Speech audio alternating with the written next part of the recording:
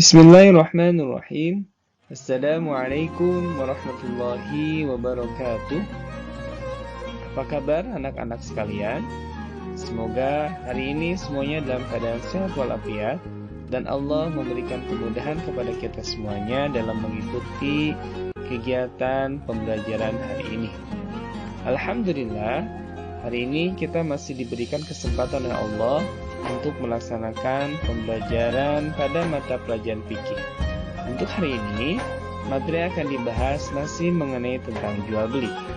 Pada pertemuan sebelumnya, Bapak sudah menjelaskan kepada kalian mengenai pengertian, dalil serta hukum jual beli.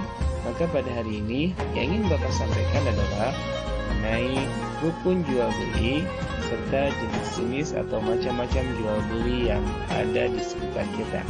Tujuan pembelajaran kita hari ini adalah peserta didik memahami ketentuan jual beli dalam kehidupan sehari-hari.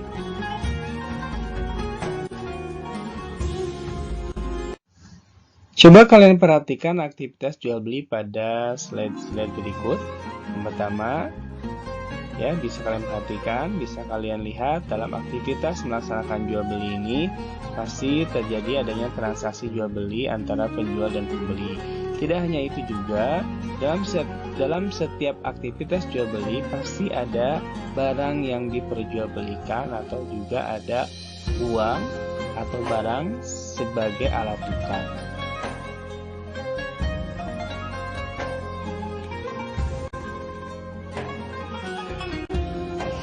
Setelahnya kalian tadi memperhatikan aktivitas jual beli pada slide sebelumnya, maka dapat kita ambil kesimpulan bahwasanya rukun jual beli itu terdiri dari 5. Yang pertama adalah penjual.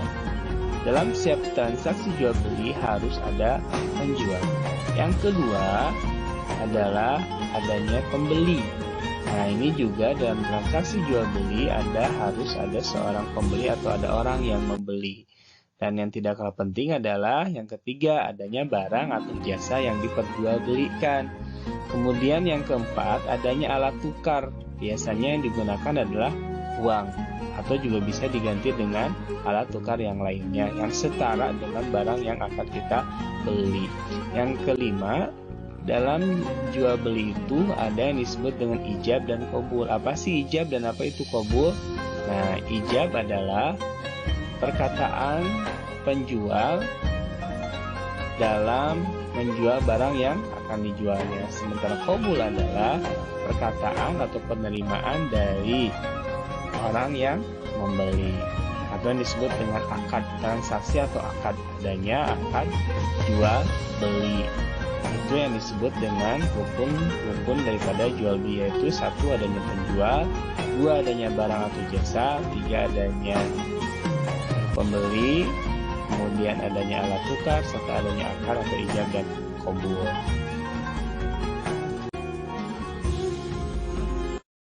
Transaksi jual beli bisa dikatakan sah jika memenuhi syarat-syarat tertentu atau syarat jual beli. Syarat jual beli artinya sesuatu yang harus dipenuhi oleh rukun yang tadi sudah disebutkan. 1. Misalnya bagi seorang penjual dan pembeli maka dia harus memenuhi syarat-syarat tertentu. Di antaranya berakal, artinya bagi seorang penjual ataupun pembeli dia harus memiliki akal yang sehat. Berakal yang sehat ini artinya dia tidak gila atau tidak sedang akalnya sakit. Yang kedua, orang yang menjual dan membeli itu harus sudah baligh, artinya dia sudah dewasa. Bagaimana jika transaksi itu dilaksanakan oleh anak kecil? Apakah boleh dilakukan atau tidak? Nah, jika kita melihat pada syarat ini, maka transaksi yang dilakukan oleh anak kecil atau anak yang belum balik maka hukumnya tidak syah. Bagaimana jika misalnya dilakukan oleh anak yang sudah mengerti nilai uang, kemudian barang yang akan dibeli dengan tujuan untuk mendidik atau memberikan pelatihan, maka itu boleh dilaksanakan.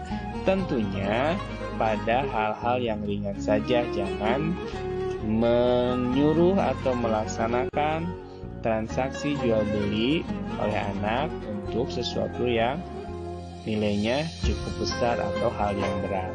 Yang ketiga, syarat bagi seorang penjual dan pembeli itu adalah harus suka sama suka. Artinya, tidak boleh ada paksaan dalam melaksanakan transaksi jual beli. Yang keempat, syarat bagi seorang penjual beli itu tidak harus seorang muslim. Artinya kita boleh melaksanakan transaksi jual beli dengan orang muslim selama tidak melanggar hukum syariat atau sesuai dengan ketentuan-ketentuan syariat. Yang kedua, ada syarat bagi barang yang akan diperjualbelikan. Nah, jual beli itu bisa jadi sah jika barang yang diperjualbelikan itu memenuhi syarat-syarat seperti halal. Jelas kalau barang itu haram maka hukumnya tidak sah. Yang kedua, suci. Barang yang diperjualbelikan itu harus suci, artinya tidak najis. Seperti misalnya jual beli darah atau misalnya kotoran itu tidak boleh karena barangnya atau barang yang diperjualbelikan itu dalam keadaan tidak suci. Yang ketiga, syarat barang yang diperjualbelikan itu harus bermanfaat. Jangan sampai barang yang diperjualbelikan itu tidak memiliki manfaat apa-apa baik bagi penjual maupun pembeli. Yang keempat, barang yang diperjualbelikan itu harus diketahui dengan jelas oleh kedua belah pihak. Artinya, barang yang akan dijual atau yang akan dibeli itu diketahui ukurannya, diketahui jenisnya, diketahui harganya, kalau dia berupa pakaian, diketahui warnanya, ukurannya, dan sebagainya. Yang terakhir, syarat barang yang akan diperjualbelikan itu harus milik sendiri atau barang yang diberi kuasa untuk diperjualbelikan. Misalnya ketika seseorang bekerja di toko baju atau di swalayan, itu barangnya pasti kebanyakan yang bekerja bukan barang milik sendiri tapi milik tuan toko atau pemilik toko yang diberikan kuasa kepada dia untuk menjualnya, ya. Berikutnya terkait dengan akad atau ijab dan qabul, maka ada syarat-syarat tertentu. Pertama, ijab dan qabul atau akad itu harus jelas. Jelas ini tadi jelas barang yang akan diperjualbelikannya harus jelas, harganya juga harus jelas. Kemudian tidak bertentangan. Tidak bertentangan itu antar ijab dan qabul harus sama. Contoh misalnya, ketika kita akan membeli suatu barang, seorang penjual mengatakan, saya jual barang ini dengan harga 100.000.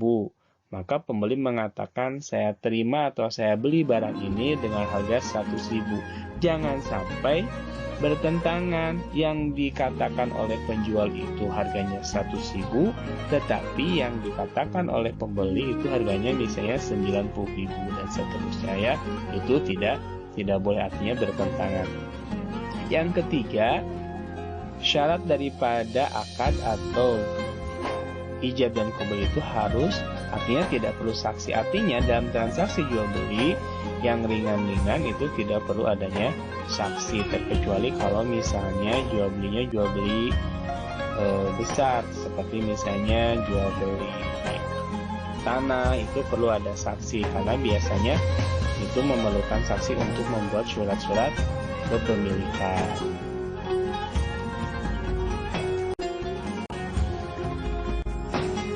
Nah, itu tadi penjelasan mengenai rukun dan syarat jual beli. Sekarang kita akan lanjut kepada macam-macam jual beli.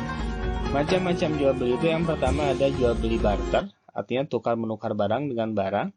Artinya ini adalah kita menukarkan barang yang kita inginkan dengan barang yang orang lain punya, ya, seperti itu. Yang kedua ada yang disebut dengan money changer atau tukar menukar uang. Ini biasanya terjadi pada seseorang yang akan bepergian ke luar negeri atau memiliki mata uang tertentu kemudian ditukarkan dengan mata uang tertentu.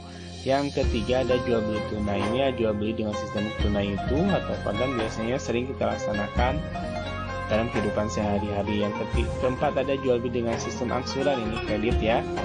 Dan yang kelima ada jual beli dengan sistem lelang. Nanti ini akan kita bahas satu persatu di pertemuan berikutnya.